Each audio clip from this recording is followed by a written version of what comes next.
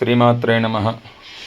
Yeah దేవీ సర్వభూతేషు శక్తిరూపేణ సంస్థితా నమస్తస్యై నమస్తస్యై నమస్తస్యై నమో నమః.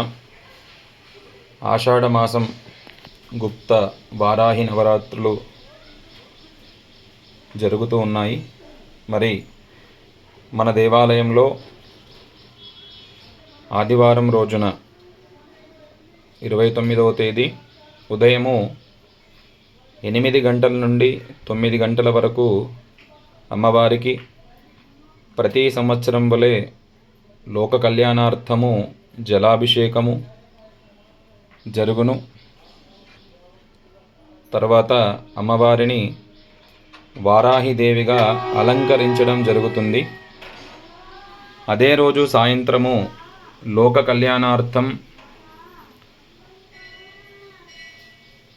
6:30-7 గంటల నుండి